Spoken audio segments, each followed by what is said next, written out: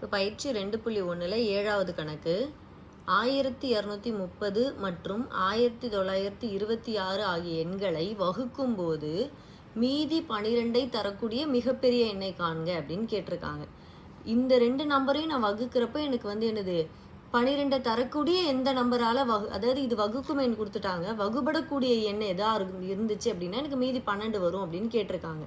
So 12 வரும்னு கேட்டதுனால நான் என்ன பண்ணிக்கலாம், இதிலிருந்து இந்த 12 கழிக்கும் போது வர்ற நம்பர் இருக்குது பார்த்தீங்களா, அதுக்கு நம்ம கண்டுபிடிச்சோம் அப்படின்னா தான் ஆன்சர் கரெக்டாக இருக்கும்.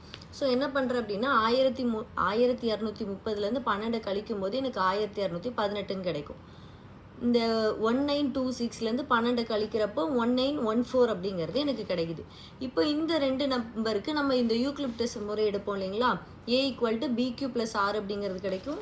ஏங்கிறத நான் எப்போவுமே என்ன வச்சுப்பேன், ஏ அப்படிங்கிற எண்ணை வகுபடு எண்ணாகவும் பிங்கிற சின்ன எண்ணை என்ன பண்ணுவேன், வகுக்கும் எண்ணாகவும் வச்சிருவேனா.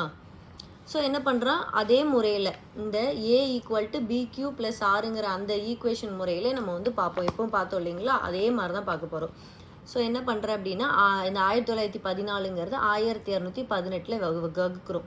வகுக்கும்போது ஒரு தடவை தானே வரும், 1 அப்படின்னா 1 2 1 8.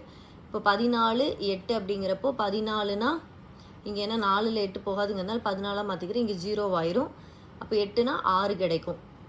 அடுத்து இங்கே 0வாக இருக்குது. ஸோ பக்கத்துலேருந்து ஒன்று கடவாங்கன்னா இங்கே 10 ஆயிரும். 10ல் 1 போச்சுன்னா 9 ஆயிரும். இங்கே 8 ஆயிரும். 8ல் 2 போச்சுன்னா 6ன்னு கிடச்சிரும். 1ல் 1 போச்சுன்னா 0ன்னு வந்துடும். இப்போ 696ங்கிறது. அப்போது எந்த நம்பராலும் நான் இதுதான் என்னுடைய வகுபடு எண், இது வகுக்கும் எண் B எழுதிட்டேன். எனக்கு ஈவு என்ன கிடச்சது 1ங்கிறதையும் எழுதிட்டேன், மீதிங்கிற 696 எழுதிட்டேன். இப்போ என்ன பண்ணும், இந்த ரெண்டு நம்பருக்கும் கண்டுபிடிப்போமா. இப்போ 1218 = 696க்கு நான் கண்டுபிடிக்கிறேன். அப்போது அதே மாதிரி 1218 696 வகுக்கிறப்போ ஒரு தடவை தான் வரும், ஒரு தடவை 696. 8ல் 6 போச்சுன்னா 2.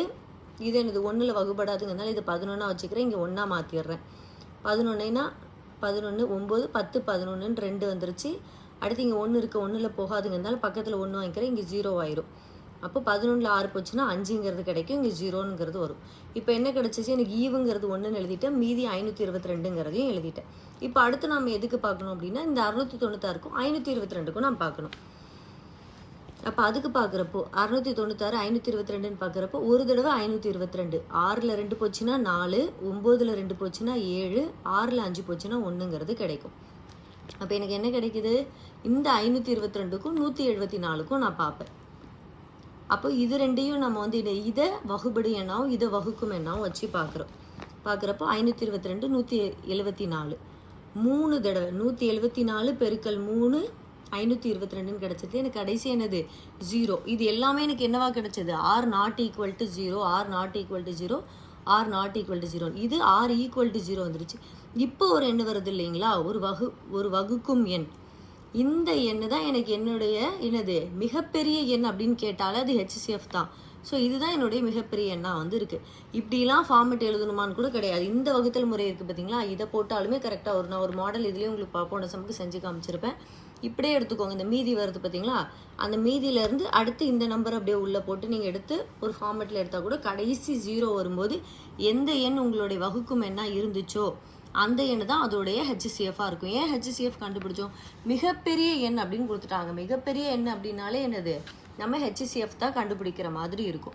ஸோ இந்த சம வேறு நம்ம என்ன பண்ணோம் அப்படின்னா, ஃபஸ்ட்டு இந்த ரெண்டு நம்பருக்கும் 12 மீதி தராங்க அப்படின்னு கொடுத்துருந்தாங்க. அதனால் அந்த 12 நான் கழிச்சிட்டு அப்படியே அந்த யூக்ளிப்டஸ் முறையில் போட்டுட்டேன். எந்த நம்பரால் நான் வகுக்கும்போது எனக்கு 0 கிடச்சதோ அதுதான் அதோடைய. அப்போ நம்ம இந்த நம்பரை வச்சு இந்த ரெண்டு நம்பரையும் நீங்கள் வகுத்து பார்த்தீங்க அப்படின்னா உங்களுக்கு மீதி என்ன கிடைக்கும், 12ங்கிறது கிடைக்கும். So simple concept.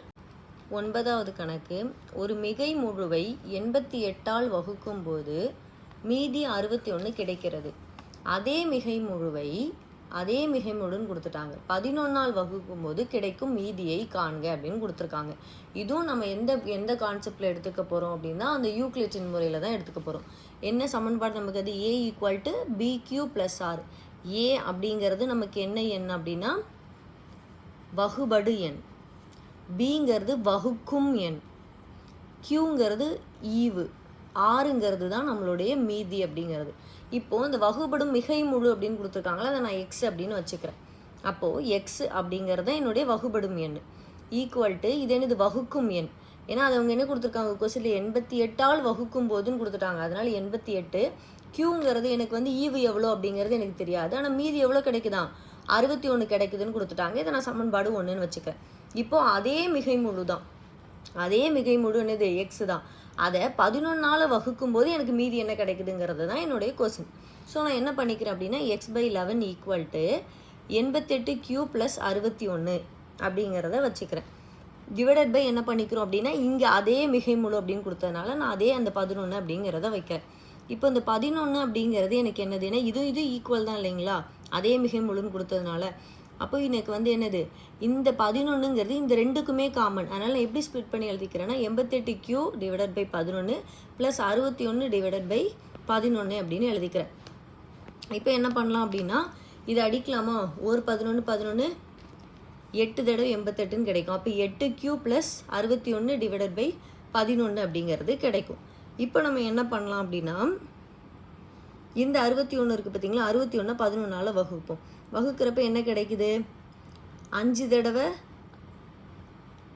55ன்னு கிடைக்கும். மீதி என்ன கிடைக்கும் 6 அப்படிங்கிறது கிடைக்கும். இப்போ எனக்கு என்ன கேட்டாங்க, இந்த Q11 அதாவது அந்த மிகை முழுவை நான் 11ஆல் வகுக்கும்போது எனக்கு என்ன ஆன்சர் கிடைக்குது அப்படிங்கிறத கேட்டிருக்காங்க. அந்த மீதி என்னங்கிறத தான் கேட்டிருக்காங்க. ஸோ இது எனக்கு வந்து என்னது என்னுடைய வகுக்கும் எண், இது ஈவு, இதுதான் இப்போ என்னுடைய மீதி இல்லையா. அப்போ அந்த மீதியை நான் வகுத்து பார்க்குறப்ப எனக்கு என்ன ஆன்சர் கிடைச்சது, மீதிங்கிறது 6ங்கிறது கிடைச்சது இல்லைங்களா. ஸோ இந்த 6 அப்படிங்கிறது தான் அந்த மிகை முழுவை நான் 11ஆல் வகுக்கும்போது கிடைக்கும் மீதி. ஒன்றுமே பண்ணல, நமக்கு அந்த யூக்ளிட்டின் சமன்பாடு எழுதினேன். அவங்க கொடுத்த மிகை முழுவை ஏதோ ஒரு எக்ஸோ ஒய்யோ நம்ம எது வேணாலும் வச்சுக்கிறோம், அதை வச்சு அந்த ஃபார்மேட்டில் எழுதி அதை அந்த ஃபார்மேட்டுக்கு ஏற்ற மாதிரி அந்த PQ + R அப்படிங்கிற ஃபார்மேட்டுக்கு எழுதுறதுக்காக ரெண்டையும் தனித்தனியாக ஸ்ப்ளிட் பண்ணி எழுதினேன். இந்த மீதி தான் நமக்கு தேவை, இதுதான் 6ங்கிற மாதிரி. இந்த மீதியை நான் வந்து என்ன பண்ண வகுக்கும் போது எனக்கு கிடைக்கிற மீதி தான் என்னுடைய ஆன்சராக இருந்தது. அவ்வளோதான். இந்த எக்ஸசைஸோட கடைசி சம் 10வது கணக்கு. எந்த இரு அடுத்தடுத்த மிகை முழுக்கள் சார்பகா எண்கள் என நிறுவுக அப்படின்னு கொடுத்துருக்காங்க. சார்பகா எண்கள்னாலே என்னது, HCF 1 இருந்துச்சுன்னா அது சார்பகா எண் அப்படின்னு சொல்லுவோம். இப்போ மிகை முழுக்கள்லாம் என்னது, மிகைனா என்னது அந்த ப்ளஸில் போயிட்டே இருக்குது. முழுக்கள்ங்கிறது எதுலேருந்து ஸ்டார்ட் ஆகும், 0லேருந்து ஸ்டார்ட் ஆகும். அப்போ 0, 1, 2, 3, 4 அப்படின்னு போயிட்டே இருக்குங்களா. இதில் சார்பகா எண்கள்லாம் என்னது HCF 1 இருக்கிறது. ஸோ நான் என்ன பண்ணுறேன், இதோடைய அடுத்தடுத்துன்னு கொடுத்துட்டாங்க. அதனால் 1, 2 வச்சுக்கிறேன். 1க்கும் 2க்கும் நான் HCF எடுத்த ஆன்சர் என்னது 1 தான் கிடைக்கும். திருப்பி நான் 2க்கும் 3க்கும் HCF எடுத்தாலும் 1 தான் கிடைக்கும். ஸோ அதை நிறுவ சொல்லியிருக்காங்க, அவ்வளோதான். அது கரெக்டுங்கிறது நமக்கே தெரியும். ஸோ இதோட இந்த பயிற்சி 2.1ங்கிறது நமக்கு முடியுது.